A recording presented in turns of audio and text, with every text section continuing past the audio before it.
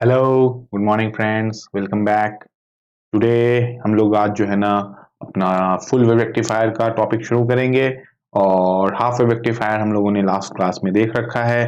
तो half wave rectifier में आपने देखा कि we faces certain important disadvantages, like it has a very high ripple factor.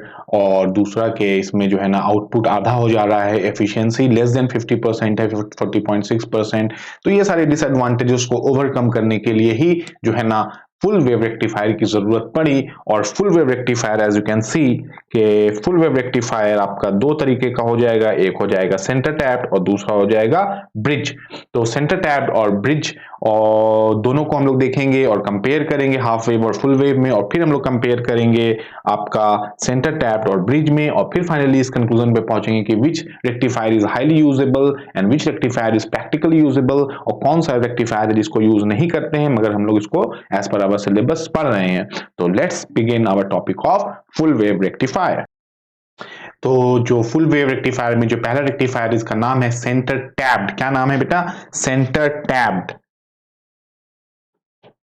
देखिए, centre tapped full wave rectifier. तो अब आपको समझना है कि ये सेंटर टैप का क्या मतलब है। देख सकते हैं कि आपका ये जो है ना हमारा एनिमेटेड डायग्राम है centre tap full wave rectifier का, जो आपका यहाँ पे प्राइमरी कॉइल्स लगा हुआ है और ये आपका सेकेंडरी है और ये आपका ट्रांसफार्मर बन जाता है। और सेकेंडरी में टर्न्स आपका कम है प्राइमरी के कंपैरिजन, इसीलिए ये क्या है आपका स्टेप डाउन ट्रांसफार्मर है। और इसमें दो डायोड्स लगे रहेंगे और एक आपका रेजिस्टर जो है वो लोड रेजिस्टर लगा हुआ है।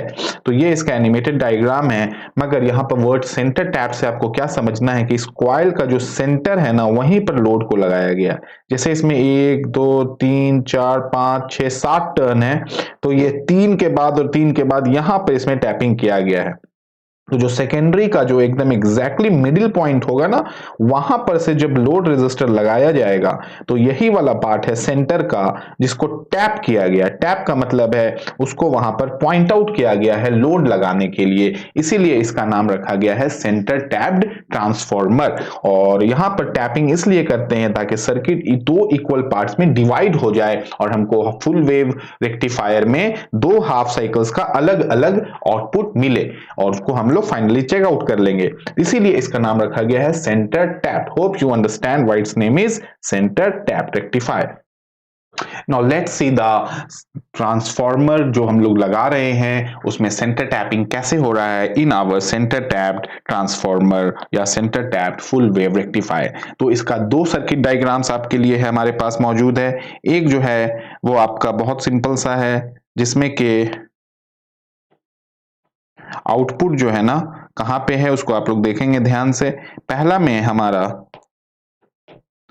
फर्स्ट में हमारा जो सर्किट डायग्राम है उसको समझा जाए, और फिर दूसरा सर्किट, दोनों एक ही है मगर लोड अलग अलग रखा गया है, तो हम दोनों सर्किट को समझा दे रहे हैं ताकि आप कभी कंफ्यूज ना हो। सबसे पहली बात आप देखो कि यह इनपुट वोल्टेज लगाया जा रहा है, this is our input sinusoidal voltage. और ये हमारा जो सेंटर टैप का जो कंस्ट्रक्शन है इसमें एक ही चेंजेस आया है कि जो सेकेंडरी ऑफ ट्रांसफार्मर है वहां पर टैप कराया गया है और यहीं पर से आपका ग्राउंडिंग कर दिया है ताकि लोड के साथ ये मैच कर सके सीरीज में। ठीक है। और सेकंड जो डायग्राम है उसमें आप देखोगे कि जो सेंटर को टैप कराया गया जैसे इसमें, तो यहां पर डायरेक्टली लोड को यहां लगा दिया गया है इसके सीरीज में। ठीक है। तो दोनों सर्किट एक्चुअली सेम परफॉर्म करता है, बस लोड यहां पर एक जगह लगा के ग्राउंड किया हुआ और दूसरी जगह पे बीचों बीच में लगा दिया गया है। तो यहां पर आप देख सकते हो कि जब पॉजिटिव हाफ साइकिल जा रहा है, फिर निगेटिव, फिर पॉजिटिव हाफ साइकिल जब इनपुट्स में जा रहा है, तो आपका जो सेंटर टैप रेक्टिफायर में क्या हो रहा है कि the circuit is divided into two equal halves, और ठीक उसी तरह से ये परफॉर्मेंस हो रहा है। यहां पर it can be very much clearly observe कि circuits are divided into two equal halves. ए और ये सेंटर सी ले लो अगर, तो ए सी और सी बी में ये डिवाइड हो जाएगा। तो ये दो आपका अलग अलग सर्किट्स मौजूद हैं। Now let's try to understand how the circuit is performing। इस सर्किट को हम छोटा कर देते हैं, इसको समझते हैं। सबसे पहले देखिए, सबसे पहले किया गया कि सेंटर को टैपिंग कर दिया गया और यहाँ पर एग्जैक्टली जो यहाँ पे टैपिंग किया गया है वहीं पर से लोड को लिया गया, आरएल लोड रेजिस्टर। ठीक है। अब यहाँ पर क्या हो रहा है कि देखेंगे यहाँ पर अब क्या हो रहा है कि लोड रेजिस्टर RL जो है ना सर्किट को दो इक्वल पार्ट में डिवाइड कर दे रहा है।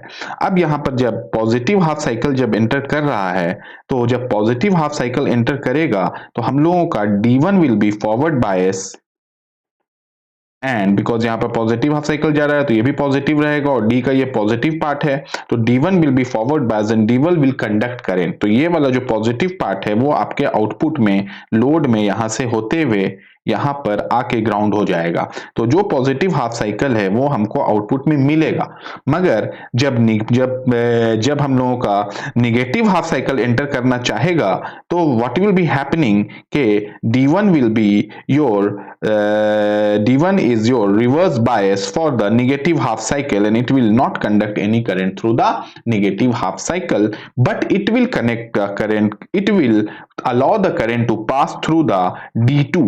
देखो नेगेटिव हाफ साइकिल में D2 will become forward bias, negative half cycle में D2 will become forward bias, और फिर ये जैसे ही निगेटिव हाफ साइकिल आएगा तो वो आपका निगेटिव हाफ साइकिल आउटपुट में निकल जाएगा, फिर वही प्रोसेस आपका चलना शुरू हो जाएगा। समझ रहे हैं बात को?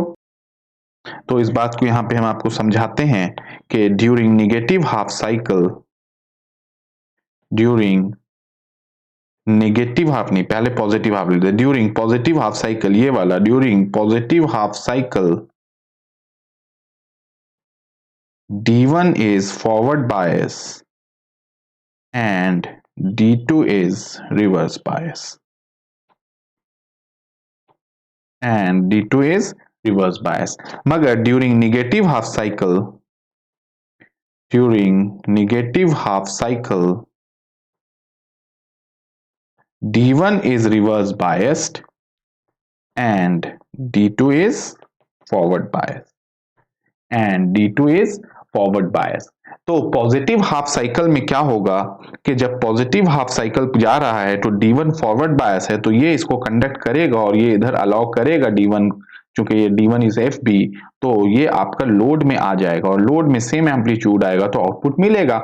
मगर फॉरवर्ड बायस में D2 is acting as a reverse bias. Forward जब पॉजिटिव हाफ साइकिल में D2 इज एक्टिंग एज अ, देखो पॉजिटिव हाफ साइकिल में D2 is acting as a reverse bias, तो ये अलाउ नहीं करेगा और आपका पॉजिटिव हाफ साइकिल D2 से कंडक्ट नहीं करेगा, सिर्फ हम लोगों को एक ही साइकिल मिलेगा। मगर जब हम लोगों का निगेटिव हाफ साइकिल जाएगा तो ये पोलैरिटी चेंज हो जाएगा और हमारा निगेटिव हाफ साइकिल में D2 will become D1 will become reverse bias. Negative half cycle में D1 will become reverse bias, तो निगेटिव हाफ साइकिल यहां से पार नहीं होगा और लोड में नहीं आएगा, मगर ये निगेटिव हाफ साइकिल D2 से पार होगा, अलाउ करेगा, और ये जैसे ही आएगा तो ये लोड में आएगा और यहां मिलेगा। ठीक है, अब बोलोगे कि सर ये ऊपर ही क्यों आया, नीचे क्यों नहीं आया? इसलिए बेटा क्योंकि आपका ये दोनों का direction of current will be the same. देखो RL में जो करंट का डायरेक्शन D1 से आ रहा है वही R2 D2 से भी जो करंट ऑफ डायरेक्शन RL से आ रहा है वो दोनों सेम है। देखिए इसी चीज को सेकंड डायग्राम से भी हम समझाने की कोशिश करते हैं ताकि आप लोगों का कंसेप्ट बहुत क्लियर रहे। देखिए जब हम लोग सेकंड डायग्राम पे आ रहे हैं तो लोड रेजिस्टर RL जो है ना आपका वो बीचों बीच लगा हुआ है, तो सेंटर टैप्ड में ये सेंटर टैपिंग हो गया और सर्किट टू इक्वल पार्ट में डिवाइड हो गया। तो वहां पे कुछ कंफ्यूजन था कि दोनों सेम साइकिल में क्यों आ रहा है, नीचे क्यों नहीं आ रहा है, और ये कैसे फॉरवर्ड हुआ और ये कैसे रिवर्स हुआ, इसको इस डायग्राम से भी हम समझाएंगे जो ज्यादा आसानी से आप समझेंगे। चलो देखो मान लो पॉजिटिव हाफ साइकिल जा रहा है, ए पॉजिटिव है और बी आपका ए निगेटिव रहेगा। पॉजिटिव हाफ साइकिल में ए पॉजिटिव है और बी निगेटिव है, तो पॉजिटिव हाफ साइकिल में D1 will be acting as a, for positive half cycle D1 is FB,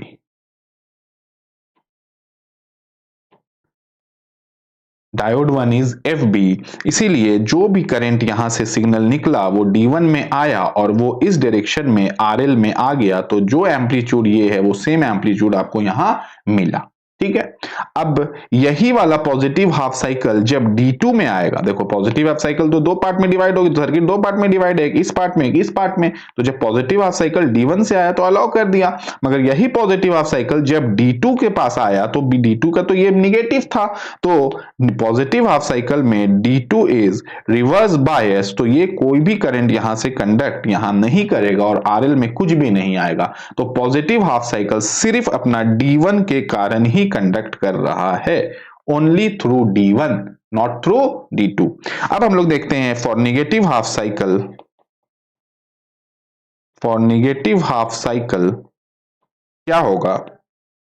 आप देखना जब नेगेटिव हाफ साइकिल जाएगा तो ये पोलैरिटी चेंज हो जाएगा, आपका ए प्लस और ये माइनस है और ये माइनस और ये प्लस है, तो जब ये माइनस हो जा रहा है D2 तो नेगेटिव हाफ साइकिल के लिए D1 is acting like reverse bias and D2 is acting like forward bias. पहले D2 को देखो, देखो निगेटिव हाफ साइकिल जो आया वो जब D2 से आया तो ये अलाउ कर दिया और इसी डायरेक्शन में करंट आया। देखो direction of current is same as of positive half cycle in this fashion, इसीलिए आउटपुट यहां आया। मगर अगर इस डायरेक्शन में करंट फ्लो करता तब आउटपुट यहां आता। अगर डायोड का हम लोग डायरेक्शन को चेंज कर देते हैं तो फिर नीचे आउटपुट आता, मगर ऊपर आउटपुट आएगा। अच्छा, अब ये निगेटिव हाफ साइकिल जब D1 के थ्रू पास होने की कोशिश करेगा तो नेगेटिव हाफ साइकिल में D1 क्या reverse bias, it will not allow to pass through. तो यहां जो हमारा सिग्नल मिल रहा है that is due to only D2 because D2 reverse bias में, आपका नेगेटिव हाफ साइकिल में D2 वाज फॉरवर्ड बायस। तो इसी तरह से हम लोगों को आपका दो आउटपुट मिल जाता है और यही हम लोगों का हाफ वेव का ओवरकम करता है डिसएडवांटेज को, क्योंकि उसमें एक साइकिल के लिए आधा ही आउटपुट मिलता था हाफ वेव में।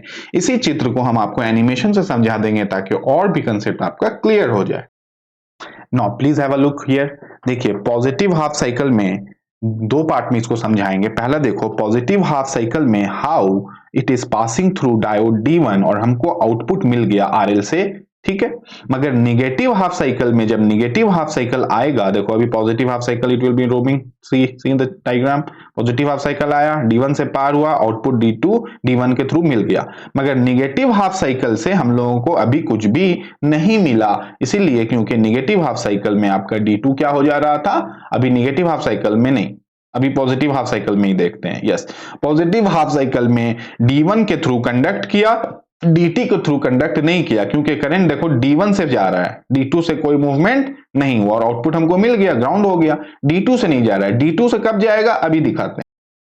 Now have a look over here. देखिए अब ये जब नेगेटिव हाफ साइकिल जब एंट्री करेगा, देखना अभी मूवमेंट, यस यू कैन सी जैसे ही नेगेटिव हाफ साइकिल जा रहा है ये D2 से जा रहा है, क्योंकि D2 is forward bias for negative half cycle और वहां हमको आउटपुट मिल गया और D1 से पार नहीं किया। इसी वजह से आपका ये जो है ना D2 से कंडक्ट करेगा कौन, नेगेटिव हाफ साइकिल, और D1 से करेगा कौन, पॉजिटिव हाफ साइकिल, और हमको आउटपुट में क्या मिल जाएगा, आउटपुट में हम लोगों को मिल जाएगा ये इस तरह का जिसमें पॉजिटिव और नेगेटिव दोनों ही मौजूद रहेंगे। Got it. Positive half cycle as well as negative half cycle हम लोगों का मौजूद रहेगा। So you can see very much clearly कि हम लोगों को ये जो आउटपुट मिल रहा है this is due to D1 और ये जो आउटपुट मिल रहा है this is due to D2। तो हम लोगों को D1 D2 D1 और D2 आउटपुट मिल रहा है। So hope you like this concept. तो आपको अच्छे से समझ में आ गया होगा कि how the things are happening. So you can see over here कि पॉजिटिव हाफ साइकिल में आपका जब आपका ये पॉजिटिव हाफ साइकिल जा रहा है तो D1 वाज फॉरवर्ड बायस, तो हम लोगों को D1 के थ्रू मिलेगा और D2 के थ्रू कुछ भी नहीं मिलेगा।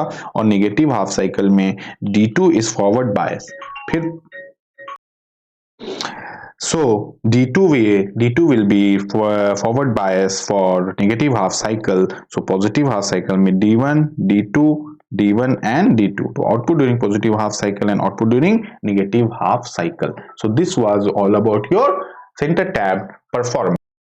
Now let's see the disadvantages of secondary center tapped transformer, center tap full wave rectifier, because disadvantage जानेंगे तो इसको ओवरकम करेंगे और यही डिसएडवांटेज को ओवरकम कौन किया है, ब्रिज रेक्टिफायर। तो सबसे पहला डिसएडवांटेज जो है आपको भी समझ में आ ही गया होगा इसका डायग्राम देख के कि it is very difficult to locate the centre. तो सेंटर को लोकेट करना बहुत डिफिकल्ट है, it is very difficult to locate the centre,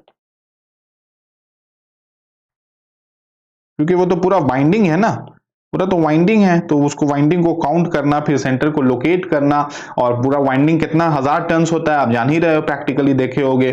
और दूसरा जो इसका डिसएडवांटेज है वो है पीक इनवर्स वोल्टेज, PIV जो है ना ये है 2 Vm, PIV is equal to 2 Vm। इसको आप डायग्राम में भी दिखा देते, देखो PIV 2 Vm कैसे है, ये हमारा सर्किट दो पार्ट में डिवाइड हो गया, तो इस एक का आ गया Vm और फिर दूसरा का आ गया Vm।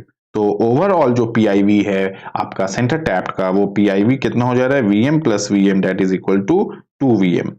ठीक है, तो ये एक डिसएडवांटेज। अच्छा, अब PIV जो है ना वो डिसएडवांटेज कैसे हो गया, PIV क्या होता है, PIV is maximum reverse voltage, maximum reverse voltage that a diode can sustain without damaging it, that a diode can sustain without damaging it।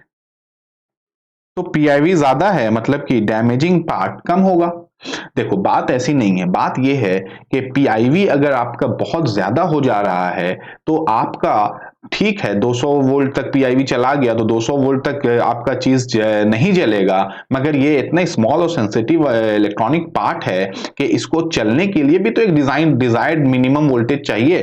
तो PIV का ज्यादा होने से डिसएडवांटेज ये है कि ना डायोड जलेगा और ना ही डायोड चलेगा, क्योंकि आपने इसका रेटिंग ही इतना हाई कर दिया है कि अब आप इसका इनपुट वोल्टेज जो भी दे रहे हो वो आपका उतने में परफॉर्म करेगा ही नहीं। और जो तीसरा disadvantage, the DC output is small. तीसरा डिसएडवांटेज जानते क्या है, the DC output is small. ये स्मॉल कैसे हो गया इसको समझा। देखिए डीसी का आउटपुट स्मॉल इसलिए है क्योंकि आपका फुल साइकिल के लिए जब आपका कंप्लीट, जब ये एक पॉजिटिव हाफ साइकिल जा रहा था तो D1 से कंडक्ट किया और D2 से डायोड कंडक्ट नहीं किया। ठीक है, देखिए एक पॉजिटिव हाफ साइकिल के लिए पॉजिटिव हाफ साइकिल D1 से भी आया, D1 से भी अलाउ होने की कोशिश किया और D2 से भी अलाउ होने की कोशिश किया, मगर पॉजिटिव हाफ साइकिल में सिर्फ D1 से अलाउ हुआ, D2 से अलाउ हुआ नहीं। अगर D2 से भी अलाउ हो जाता तो एक पॉजिटिव हाफ साइकिल D1 और D2 दोनों के थ्रू आता तो आउटपुट और स्ट्रांग आता, मगर वो सिर्फ D1 से पार हुआ। ठीक उसी तरह से नेगेटिव हाफ साइकिल में वो D2 और D1 दोनों से कोशिश कर रहा था, मगर वो पार सिर्फ आपका DT से हुआ, D1 से नहीं हुआ, दोनों से आता तो D1 और D2 से आउटपुट इसका स्ट्रांग मिलता, इसीलिए इसका DC आउटपुट को लो माना गया है। This is a disadvantage. देखिए when compare to half wave, full wave centre tapped has advantage. सबसे पहला एडवांटेज ये है कि हाफ वेव में क्या हो रहा था कि एक कंप्लीट साइकिल के लिए, इसको हम बना दे रहे हैं, एक कंप्लीट साइकिल के लिए सिर्फ आपको हाफ आउटपुट मिल रहा था, मगर सेंटर टैप में क्या हुआ कि एक कंप्लीट साइकिल के लिए फुल आउटपुट मिला। सो ये आपका एक डिसएडवांटेज ओवरकम किया। तो इसको हम लोग लैंग्वेज में कैसे लिखेंगे कि output is high, output is high because AC supply delivers power, because AC supply delivers power for both the cycles, for both the cycles both the cycles का मतलब positive half as well as negative half. और second is कि efficiency is twice that of half wave rectifier, efficiency is twice that of half wave rectifier। तो efficiency is equal to आपका 2 into 40.6% which is 81.2%। तो ये हम लोग prove करके भी अभी देखेंगे। तो ये दो डिसएडवांटेजेस है और दो एडवांटेजेस है और 3 डिसएडवांटेजेस है। तो ये तीनों डिसएडवांटेजेस को ओवरकम करेगा bridge rectifier. So we need to see bridge rectifier, so overcome and use it very much efficiently. Now let's see the next rectifier जो आप लोगों का डिसएडवांटेजेस ऑफ सेंटर टैप को ओवरकम करेगा। We will see bridge full wave rectifier. देखिए bridge full wave rectifier में क्या होने का है, सबसे पहले कंस्ट्रक्शन पार्ट को देख लो बेटा। कंस्ट्रक्शंस को समझ लिया जाए। कंस्ट्रक्शंस में क्या क्या टॉपिक्स को हम लोगों को ध्यान रखना है। तो द फर्स्ट थिंग इज कि इसमें 4 डायोड्स यूज होता है। कितना डायोड्स यूज होता है? 4 diodes are used. 4 diodes are used. कौन कौन सा? D1, D2, D3 and D4। देख लो आप लोगों का क्या क्या यूज हो रहा है। D1, D2, D3 and D4, 4 diode use हो रहा है। सेकंड पॉइंट जो इसमें आपको नोट करना है कि लोड जो है ना RL is opposite to two ends of bridge। ये जो आपका ब्रिज बना है, ये जो ब्रिज बनाया गया है, इस ब्रिज में ये अगर आपका दो अपोजिट एंड है और ये अगर आपका दो अपोजिट एंड है, तो ये दो अपोजिट एंड में RL लगा हुआ है और जो रिमेनिंग दो अपोजिट एंड है उसमें आपका ट्रांसफॉर्मर का सेकेंडरी लगा हुआ है। Transformer secondary in remaining to opposite ends of bridge। ठीक है, ये जो दो आपका एंड है, ये देखिए यहाँ पर क्या लगा हुआ है, आपका ट्रांसफॉर्मर सेकेंडरी लगा हुआ है और ये जो दो आपका एंड्स है या आर्म्स है, तो ये जो डायगोनल्स है उसके अपोजिट्स में क्या लगा हुआ है? लोड लगा हुआ है। ठीक है, ऐसा इसलिए किया गया है क्योंकि इसका कंस्ट्रक्शन में कुछ चेंजेस करके हम लोग इसको सारी चीजों को सुधार करेंगे जो आपका सेंटर टैप में डिसएडवांटेजेस था। तो क्या क्या चीजें आप लोगों ने देखा कि इसमें 4 डायोड्स लगा हुआ है और यहाँ लोड रेजिस्टर लगा हुआ है अपोजिट में और यहाँ ट्रांसफॉर्मर लगा हुआ है इन दोनों डायगोनल्स के अपोजिट में, और हम लोग इसको एक ब्रिज के जैसा फॉर्मेशन को रूप दिए हैं। चलिए जल्दी से ऑपरेशंस देख लेते हैं। दो पार्ट में हम लोग देखेंगे सर्किट्स को। पहला तो देख रहे हैं कि इनपुट्स में आपका पॉजिटिव हाफ साइकिल और नेगेटिव हाफ साइकिल दोनों जाने की बातें होंगी।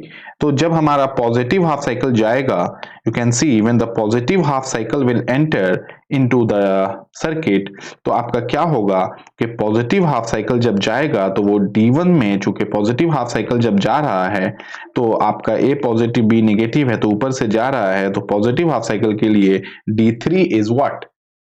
Reverse bias. तो यहां पर लिखते हैं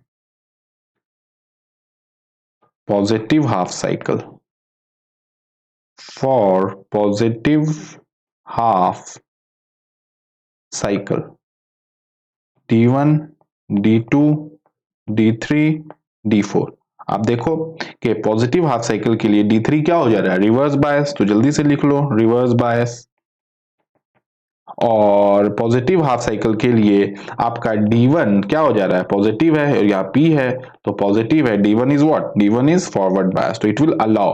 तो इसीलिए आपका ये वाला पार्ट जो पॉजिटिव हाफ साइकिल पार्ट है वो यहां से होते हुए यहां आएगा और फिर RL में घुस जाएगा, लोड रेजिस्टर में इन दिस डायरेक्शन। तो RL में आया और फिर ये इधर जाएगा क्योंकि D3 तो रिवर्स बायस हो चुका था पॉजिटिव हाफ साइकिल के लिए, तो पीछे से नहीं जा सकता है ये क्योंकि वो it was reverse bias, was open circuit. ठीक है, इसीलिए अब वो D2 से होके जाएगा। तो D2 इसके लिए क्या हो गया इस चित्र के अनुसार? D2 is again forward bias. अब ये D2 से होते हुए जब आपका यहां पर ये पॉइंट आया, देखो पॉजिटिव आया, D3 इसके लिए रिवर्स हो गया, D1 फॉरवर्ड हो गया, फिर ये दो पार्ट में आया RL से और इधर, तो D4 भी इसके लिए क्या हो गया? ओपन सर्किट या रिवर्स बायस हो गया, इसलिए D4 से भी वो कंडक्ट नहीं करेगा। तो D4 also becomes reverse bias. So it will be happening like this. तो इस तरह से ये ऐसे जाएगा, ऐसे जाएगा, ऐसे जाएगा और फिर ये अपना लूप बना लेगा। सो हमारा जो D3 है और D4 है, it is just like your open circuit. ये ओपन सर्किट के जैसा बिहेव करेगा, समझ रहे? इसको हम यहां से गायब ही कर दिए। So it will be behaving as an open circuit for positive half cycle. तो how the current performance are going to be done? ऐसे जा रहा है, ऐसे जा रहा है, ऐसे जा रहा है, ये तो ओपन सर्किट है। This has become totally open circuit because D3 और D2 क्या हो जा रहा है? रिवर्स बायस में। So for positive half cycle, your D3 and D4 is open circuit and D1 and D2 is short circuit. ठीक उसी तरह से रिवर्स हो जाएगा when we'll be talking about the negative half cycle। चलिए इसको मिटाते हैं और हम लोग जल्दी से नेगेटिव हाफ साइकिल का भी परफॉर्मेंस देख लेते हैं। देखो बेटा, नेगेटिव हाफ साइकिल में क्या होगा कि जब नेगेटिव हाफ साइकिल एंटर करेगा तो ये इस तरफ से जाएगा। So for negative half cycle, for negative half cycle D1, D2, D3 और D4. सो D4 से कंडक्ट करेगा तो D4 will be forward bias, negative half cycle में D4 will be forward bias क्योंकि नेगेटिव हाफ साइकिल आ रहा है नीचे से, और D2 is what, D2 is your reverse bias. तो D2 के बारे में आप क्या लिखोगे, रिवर्स बायस। फिर ये आपका जो यहां से निकल के D4 से RL के थ्रू होते हुए जाएगा तो D2 तो आपका रिवर्स बायस था, अब यहां से D1 जो है ना उल्टा डायरेक्शन पड़ जा रहा है, सो D1 will also be your reverse bias and it will be passing through D4 via RL through D3। अब ये D3 इनके लिए क्या हो गया, फॉरवर्ड बायस। तो अब जो है ना जस्ट रिवर्स हो जाएगा और आप देख सकना कि आपका ये D2 और D1 जो है ना ओपन सर्किट हो जा रहा है for negative half cycle, so the current will be passing like this manner. पूरा अपना इस तरह से ये लूप बना लेगा। सो ये परफॉर्मेंस आपको हम अभी एनिमेशन फॉर्म में भी दिखाएंगे, मगर उससे पहले कुछ पॉइंट्स को समझना है। Now see this in animation form, जो आपको समझाने की कोशिश किए थे कि पॉजिटिव हाफ साइकिल में वो कैसे, अभी आप देखना पॉजिटिव हाफ साइकिल में वो कैसे D1 से होते हुए RL को होते हुए D2 से आया। सो यहां पर एक पॉइंट आपको नोट करके लिखना है, for positive half cycle D1 RL and D2 are in series। तीनों है कि नहीं सीरीज में, एक सीरीज में आ रहा है कि नहीं, देखो ठीक से। यस, पॉजिटिव हाफ साइकिल में D1 RL and D3 are in series, तो एक सीरीज में आ रहा है और वो एक लूप बना लिया जिसमें ये रोटेट करेगा। अभी हम लोग देखेंगे इसका negative half cycle. Yes, you can see for negative half cycle what is happening for negative half cycle। देखोगे, आने दो इसको फिर से एक बार।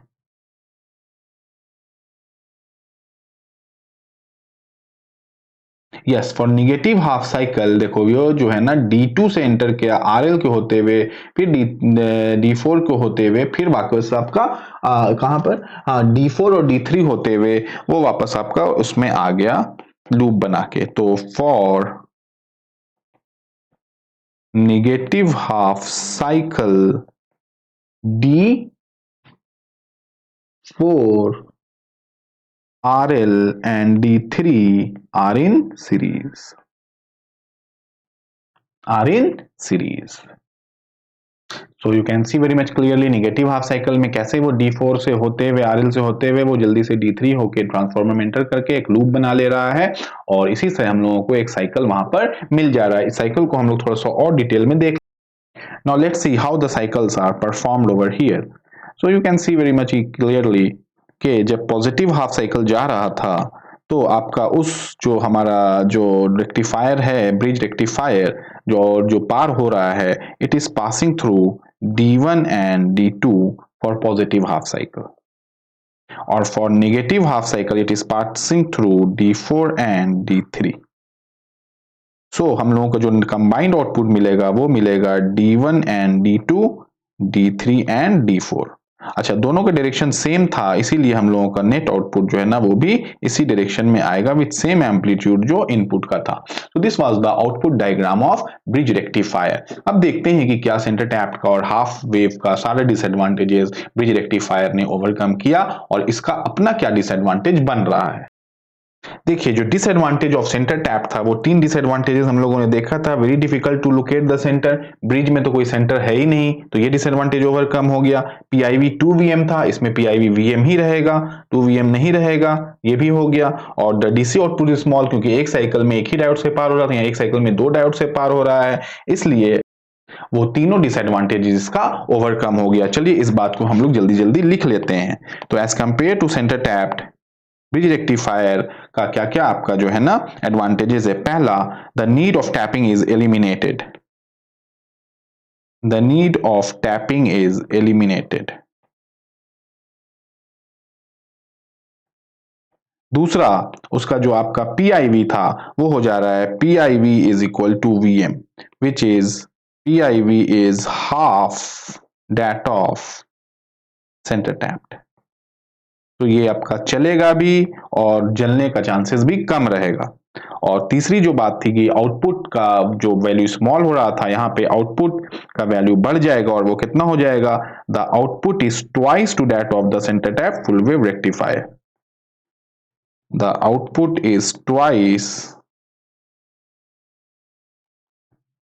to that of center tapped full wave rectifier for same secondary voltage ठीक है। वो ट्वाइस क्यों हो जाएगा अभी दिखाते हैं। इसलिए कि वो आपका D1 और D2 दोनों के कारण कंडक्ट किया और आउटपुट तो सेम आया मगर इसका इंटेंसिटी हाई रहेगा क्योंकि वो D1 और D2 दोनों के कारण कंडक्ट किया और आपके सेंटर टैप में सिर्फ एक ही डायोड के कारण वो कंडक्ट कर रहा था। अब इसका भी तो कुछ डिसएडवांटेज होगा। तो सबसे पहला डिसएडवांटेज है कि 4 diodes are used therefore costly, ये आपका कॉस्टली है। और जो दूसरा जो बहुत ही इंपॉर्टेंट डिसएडवांटेज है वो ये है कि ये स्मॉल वोल्टेज रेक्टिफिकेशन में इस्तेमाल नहीं होता है। This circuit is not suitable when a small voltage is to be rectified। Small voltage जब रेक्टिफाई करना होगा तो ये यूज नहीं हो सकता है क्योंकि इसके पीछे एक कारण है जो आपको समझना होगा। क्योंकि इसमें आपको हम बताए थे कि आपका जो D1 था और RL था और D2 था जो पार हो रहा था फॉरवर्ड बायस में, वो तीनों सीरीज में है। तो इसका एक इंटरनल रेजिस्टेंस RF, ये तो RL रहेगा ही और ये फिर इसका RF2 और ये RF1। तो रेजिस्टेंस जब सीरीज में है तो वो तीनों रेजिस्टेंस आपका जुड़ जाएगा। तो रेजिस्टेंस आपका जब जुड़ जा रहा है तो एक नेट रेजिस्टेंस बहुत ज्यादा दे रहा है जो पावर डिलीवर को कम कर रहा है और ऑलरेडी यहाँ पर आपका स्मॉल वोल्टेज है, इसलिए ये आपका रेक्टिफिकेशन में यूज नहीं होगा। सो यही एक इसका डिसएडवांटेज था। मगर प्रैक्टिकल यूज है जो हम लोग घर पे रेक्टिफाई इस्तेमाल कर रहे हैं या मोबाइल चार्जर या लैपटॉप चार्जर, वो आपका फुल वेव ब्रिज रेक्टिफायर, इस बात को ध्यान दें। Now let's see the efficiency of full wave rectifier। Efficiency of full wave rectifier. Full wave में सेंटर और ब्रिज दोनों का एफिशिएंसी सेम ही रहेगा। एफिशिएंसी जो है ना दोनों का सेम ही रहेगा। Efficiency of full wave rectifier, centre का भी और ब्रिज का भी, और दोनों का वैल्यू जो है वो आप लोग एकदम से अभी तुरंत ही याद कर लो, वो है 81.2%। यही ऑब्जेक्टिव में पूछेगा what is the efficiency of full wave rectifier, 81.2%। What is the efficiency of half wave rectifier, 81 divide by 2, it is 40.6%। तो एफिशिएंसी आपको पहले भी बता चुके हैं कि ये क्या होता है हाफ वेव में। ये efficiency is the output by input, मगर यहाँ पे आउटपुट किसका है, पावर का है, और आउटपुट में क्या आ रहा है, डीसी आ रहा है। तो DC power bye AC power, ये है आपका formula of efficiency of rectifier. तो आपको पता ही होगा कि पावर जो पीडीसी है हमारा, PDC can be written as I square DC into RL. ठीक है, I square DC into RL, क्योंकि पी का पावर का फॉर्मूला ही होता है P equal to I square R. P का फॉर्मूला क्या है, आई स्क्वायर आर। तो डीसी है तो pi square I square DC into RL. RL is load resistor. मगर आप जब इसको मैक्सिमम वैल्यू में कन्वर्ट करोगे तो 2Im बाई पाई आ जाएगा। ये आप नेटवर्क थ्योरी में पढ़ चुके हो। हाफ वेव में ये Im बाई पाई आता था क्योंकि आधा ही आउटपुट मिलता था। जब यहाँ फुल आउटपुट मिल रहा है तो it will become 2Im by pi. So PDC आपको आ गया 2Im बाई पाई का होल स्क्वायर इनटू आरएल। अच्छा, पीएसी देखो, पीएसी क्या है, आई स्क्वायर आर। तो एसी है तो आरएमएस रहेगा, आई स्क्वायर आरएमएस। मगर वहां पर दोनों डायोड्स जो था ना वो क्या था, सीरीज में था, इसीलिए इंटरनल रेजिस्टेंस डायोड का और लोड रेजिस्टेंस दोनों ऐड हो जाएगा तो आरएफ प्लस आरएल हो जाएगा। मगर इसको जब मैक्सिमम वैल्यू में कन्वर्ट करेंगे तो it will become Im by root 2, जो हाफ वेव में Im बाई 2 दिखता था। तो ये हमारा आ गया आपका Im बाई 2 तो PAC हो जाएगा Im/√2 का whole square into RF plus RL। तो अब आ जाओ फॉर्मूला पे एफिशिएंसी PDC/PAC। यहां से PDC का ये वाला पार्ट उठा लिया गया और यहाँ पर PAC का ये वाला पार्ट उठा लिया गया। जब दोनों को आप सॉल्व करोगे तो you will come into 0.812 divided by 1 plus RF/RL, और RF is internal resistance which can be easily neglected. So हम लोगों का परसेंटेज एफिशिएंसी आ जाएगा 81.2%। So this is double the efficiency of half wave rectifier. Therefore, the full wave rectifier is twice as that of the half wave rectifier. So efficiency is 81.2%. ये आपको याद रख लेना है। हाफ वेव में आपको पहले बता चुके हैं कि रिपल क्या होता है। जब आप पानी में जब ईंटा डालते हो तो जो कॉन्सेंट्रिक सर्कल्स बनते हैं उसी को रिपल्स बोलते हैं। जब आप पानी में ईंटा डालोगे तो ये जो कॉन्सेंट्रिक सर्कल्स बनते हैं ना, इसी को हम लोग रिपल्स बोलते हैं। तो अभी रेक्टिफायर में रिपल्स क्या है, इसको आप लोग देखो यहाँ पर कि रिपल्स का मतलब है कॉन्सेंट्रिक सर्कल या साइक्लिक थिंग। तो डीसी में देखो, ये हमारा प्योर डीसी है, ये हमारा प्योर डीसी एक स्ट्रेट लाइन है, मगर इसमें कुछ एसी का कंपोनेंट भी मौजूद है। तो जो प्योर डीसी तो है नहीं, डीसी में कुछ एसी का कंपोनेंट जो मौजूद होता है उसी को रिपल बोलते हैं। तो रिपल क्या है यार, डीसी में एसी का कंपोनेंट। मान लो तुम्हारा 100 मार्क्स का टेस्ट हुआ, तुम उसमें 25 मार्क्स लाए, तो कितना में 25 लाए, 100 में 25 लाए, फुल मार्क्स कितना था, 100। तो एक्चुअल रेक्टिफायर क्या है, rectifier is a device which converts DC to AC to DC. तो डीसी में कितना एसी है वही है रिपल। आई बात समझ में। सो व्हाट इज रिपल, डीसी में कितना एसी है, तो वैल्यू ऑफ डीसी कंपोनेंट और RMS value of AC component. तो न्यूमरेटर में क्या रहेगा, एसी, और डिनोमिनेटर में क्या रहेगा, डीसी। तो इसीलिए इसका नाम रखा गया है रिपल। और इमेज के फॉर्म में आप देख सकते हो what is ripple, this is known as ripple. ये हाफ वेव का है और this is known as full wave का है। तो हाफ वेव का रिपल फुल वेव से ज्यादा है। So what is a ripple, the output of rectifier contain DC component as well as AC component. इसीलिए तो इसका नाम पल्सेटिंग डीसी रखा गया है कि rectifier is a device which converts AC to pulsating DC, pure DC नहीं, pulsating, क्योंकि उसमें रिपल्स मौजूद है। तो these undesirable AC component in DC, तो एसी जो है ना डीसी में वो अनडिजायरेबल है, उसको कम से कम या हटा देने की कोशिश करनी है, जो नहीं हटेगा। तो इसके लिए हम लोग निकालेंगे रिपल फैक्टर। तो क्या है ripple factor, RMS value of AC, AC DC में कितना एसी, डीसी में कितना एसी है वही। तो a rectifier output the ratio of RMS value of AC component to the value of DC component known as ripple। अच्छा, ripple factor इतनी important factor क्यों है इसको समझो। It is the factor which decides the effectiveness. Effectiveness का मतलब असरदार, कितना असरदार होगा। इफेक्टिव का मतलब एफिशिएंट नहीं है, यहाँ एफिशिएंसी तो दोनों का 81.2 ही % है, मगर ये जो है ना रिपल फैक्टर दोनों का अलग रहेगा फुल वेव में, सेंटर और ब्रिज का। तो देखेंगे कैसे निकालते हैं। तो ये डिसाइड करेगा कितना असरदार है, जिसका जितना कम रिपल फैक्टर रहेगा उतना असरदार वो होगा। The smaller the value of this factor lesser is the AC component in comparison to AC component, more effective is the rectifier. तो रिपल फैक्टर को कम से कम होना ही रेक्टिफायर के लिए फायदेमंद है, ताकि वो उतना ही असरदार और इफेक्टिव रहे। तो अभी हम लोग निकालते हैं ripple factor.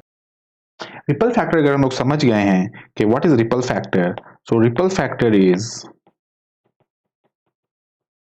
IAC by IDC। मगर हम लोगों को यहाँ एक चीज और समझना है, वो है फॉर्म फैक्टर। फॉर्म फैक्टर क्या होता है, FF। तो फॉर्म फैक्टर का सबसे पहले हम लोग फॉर्मूला देख लो। Form factor is equal to IRMS by IDC। तो दोनों एक चीज नहीं है, ये है ripple factor is IAC by IDC और form factor is IRMS by IDC। ठीक है, क्या है ripple factor, ripple factor is IAC by IDC where as form factor is IRMS by IDC। ये बताता है इफेक्टिवनेस ऑफ सर्किट या rectifier, और फॉर्म फैक्टर जो है ना आपका बताता है कि ये कितना डिस्टॉर्शन पैदा करेगा। सो फॉर्म फैक्टर के बारे में लिखो, form factor is a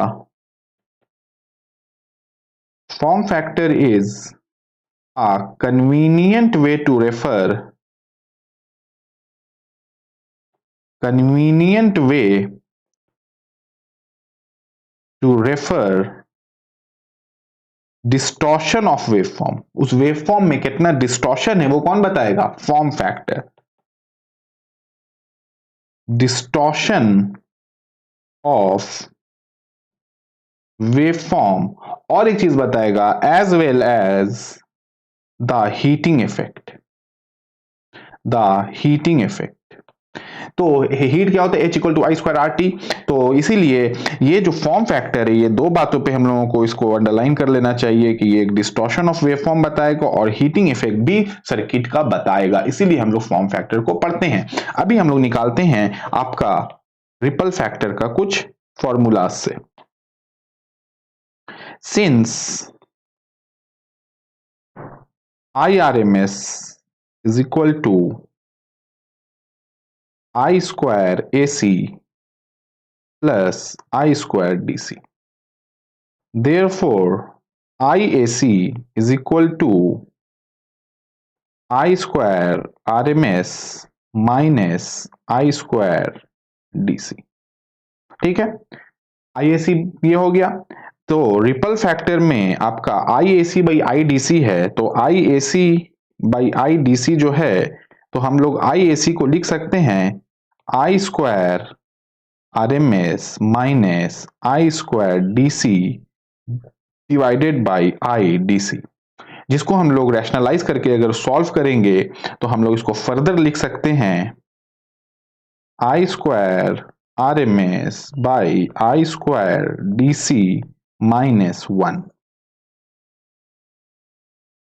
which can be written as ripple factor is equal to I RMS by IDC का whole square minus 1 under root, which can further be written as ripple factor is equal to form factor का whole square minus 1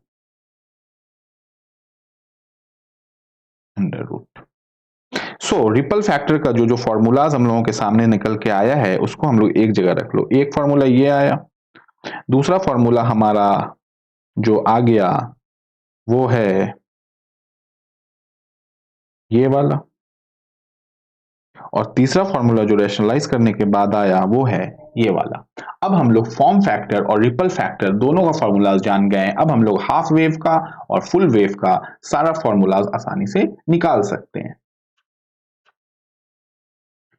सबसे पहले case one half wave rectifier का हम लोग देखते हैं कि IRMS क्या है। तो हाफ वेव का जो IRMS है वो है Im/2, और हाफ वेव का जो IDC है वो है Im/π। तो अभी हम लोग जल्दी से इसका फॉर्म फैक्टर निकालते हैं। Therefore form factor is equal to IRMS by IDC which is equal to Im/2 divided by Im/π, which is further is equal to 1.5. So form factor is equal to 1.5 for half wave rectifier. Form factor कितना है? 1.5 for half wave rectifier. तो ripple factor क्या हो जाएगा? Ripple factor is equal to form factor का whole square minus 1। Therefore ripple factor is equal to 1.5 का whole square minus 1. So ripple factor is equal to 1.21 for half wave rectifier. अब हम लोग case 2 देखते हैं कि सेंटर टैप का क्या, केस 3 देखेंगे ब्रिज का। तो इसको रिकॉल कर लो कि हाफ वेव रेक्टिफायर का जो फॉर्म फैक्टर है वो है 1.5 और जो रिपल फैक्टर है वो है 1.21। 1.5 एंड 1.21, ध्यान से 1.5 एंड 1.21, प्लीज इसको आपको याद रखना ही पड़ेगा। You can't derive in your objective exam.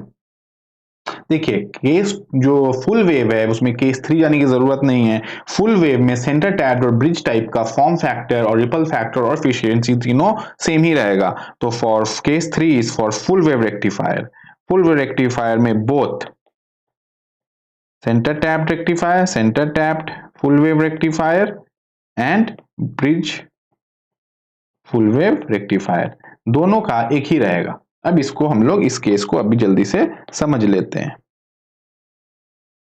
देखिए हाफ वेव में क्या था कि IRMS Im/2 था और IDC Im/π था, जो आपका फुल वेव में थोड़ा सा चेंज हो जाएगा। वो चेंज क्या होगा उसको देख लो। For full wave IRMS is equal to Im/√2 and IDC is equal to 2Im/π। जो वहां पर क्या हो रहा था हाफ वेव में ये हो जा रहा था Im/2 और Im/π, जो अभी आपका यहां पर क्या हो जाएगा 2Im/π और Im/√2। इसीलिए आपका IRMS by IDC का जो रेशियो है, therefore IRMS by IDC will be equal to Im/√2 divided by 2Im/π, which is equal to 1.11. Therefore, form factor is equal to 1.11 for full wave rectifier. Form factor कितना हो गया 1.11। तो ripple factor कितना हो जाएगा, therefore ripple factor is equal to form factor का whole square -1, which is equal to 1.11 का whole square -1, which is equal to 0.482. 0.482. So the ripple factor for full wave rectifier is 0.482. और यहाँ पे half wave में कितना हो जा रहा था, हाँ 1.5 और 1.21। तो जिसका रिपल फैक्टर कम है वो उतना इफेक्टिव होगा, ये बात आपको बता चुके थे। तो full wave is going to be very very effective then the half wave. और फॉर्म फैक्टर 1.11 है, दिस मीन्स कि फॉर्म फैक्टर के बारे में आपको हमने बता ही दिया था कि फॉर्म फैक्टर बताता है कि कितना डिस्टॉर्शन होगा और कितना हीटिंग इफेक्ट होगा। तो ये है 1.5 और यहाँ पर है 1.11। तो इसका डिस्टॉर्शन ज्यादा होगा हाफ वेव का as compare to full wave, इसका वैल्यू कम है। तो दोनों केसेस में फॉर्म फैक्टर और रिपल फैक्टर और एफिशिएंसी, तीनों केसेस में हम लोग इसको यूज करेंगे, बोलिए ब्रिज रेक्टिफायर, यानी कि फुल वेव को। सेंटर और ब्रिज अभी देखेंगे मगर फुल वेव को इस्तेमाल करेंगे। तो ये जो 2 पेजेस है, इससे आपका अच्छा खासा क्वेश्चंस एक्सपेक्ट आप ऑब्जेक्टिव में कर सकते हो। Now let's see the comparison between your various rectifiers जो हम लोगों ने आज पढ़ा है। तो आप जब कंपैरिजन की बात आएगी तब आप देख लो कि यहाँ पर हम लोगों को कौन कौन सा पॉइंट्स को याद रखना है। Number of diode half wave, full wave और फुल वेव सेंटर टैप और फुल वेव ब्रिज। तो number of diode your first point 1, 2, 4 मालूम है हम लोगों को। डीसी करंट Im/π, 2Im/π और 2Im/π, ये हम लोगों ने देखा। ट्रांसफॉर्मर नेसेसरी नो, देखो ट्रांसफॉर्मर नेसेसरी नो का मतलब है कि ट्रांसफॉर्मर रहना तो जरूरी है, मगर अगर नहीं भी रहेगा, डायरेक्टली तुम 5 वोल्ट डीसी अगर दे रहे हो तो भी रेक्टिफायर काम करेगा। मगर हम लोग के घरों में चूंकि 220 वोल्ट एसी है, इसलिए हम लोग को ट्रांसफॉर्मर जरूरी होता है यूज करना रेक्टिफायर या चार्जर में। मगर नो इसलिए है यहां पर क्योंकि अगर आप डायरेक्ट दे दोगे तो हो जाएगा, मगर यहां पर है यस, इसलिए यस लिखा है क्योंकि आपको टैपिंग करने के लिए फिजिकल ट्रांसफॉर्मर जरूरी है। तो टैपिंग कहां करोगे, इसीलिए यस है और यहां नो है। तो नेसेसरी आपका सेंटर टैप में है। और फोर्थ नंबर है मैक्सिमम वैल्यू ऑफ करंट, तो Vm बाई करंट का value I equal to V by R होता है। तो यहाँ पर हाफ वेव में RF प्लस RL हो जाएगा, इसमें भी RF प्लस RL हो जाएगा और इसमें 2 RF हो जाएगा क्योंकि इसमें 2 डायोड सीरीज में कनेक्टेड है, आपको बता चुके हैं।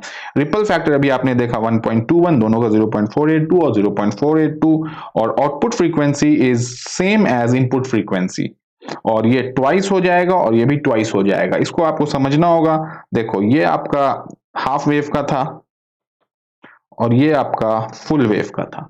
तो हाफ वेव में क्या हो रहा है कि देखो यहाँ पर जब इनपुट इतना आ रहा है तो ये 50 हर्ट्ज है, तो ये भी तो आपका 50 हर्ट्ज है।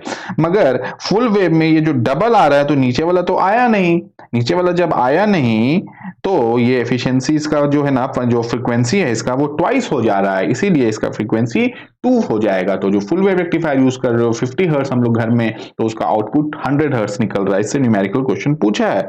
Fifth number point maximum efficiency is 40.6, इसका 81.2 और 81.2 और पीक इनवर्स वोल्टेज हम लोगों ने देख लिया है Vm है और ये 2Vm इसका डिसएडवांटेज था और ये गलत है, इसका भी Vm ही होगा, इसका भी Vm ही होना है। 2Vm कैसे लिख दिया ये, ठीक है Vm ही रहेगा।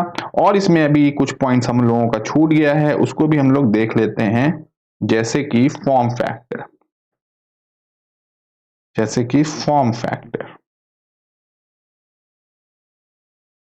जैसे कि ट्रांसफॉर्मर यूटिलाइजेशन फैक्टर, ये दोनों पॉइंट्स भी छूट गया है, इसको हम लोग अभी कवर करते हैं। सो जो फॉर्म फैक्टर अपना आएगा, the form factor of half wave rectifier is 1.5 और ये है 1.1। यूनिटलेस क्वांटिटी ये सारा, इस बात को ध्यान रखेंगे। और जो ट्रांसफॉर्मर यूटिलाइजेशन फैक्टर है वो हाफ वेव का बहुत ही कम है, 0.287, एकदम ना के बराबर यूज होता है। और इसका है 0.693 सेंटर टैप का, और ब्रिज का सबसे ज्यादा है 0.812, यानी 81% इसका इस्तेमाल है। So these are the certain 8 points जो 1 2 3 4 5 6 7 8, so these are the certain 8 points, जिसमें अब आपका एक बात और नोट करके लिख लेना चाहिए कि out of centre tap and bridge, bridge is preferred, bridge is preferred. क्यों ब्रिज को प्रीफर कर रहे हैं हम लोग? क्योंकि इसमें हम लोगों का टैपिंग का प्रॉब्लम खत्म हो जा रहा है, और हम लोगों का इसमें आपका पीक इनवर्स वोल्टेज जो 2 Vm था वो खत्म हो जा रहा है, तो इसीलिए इसको ज्यादा इस्तेमाल किया जाता है। प्रैक्टिकल यूज भी ब्रिज ही है।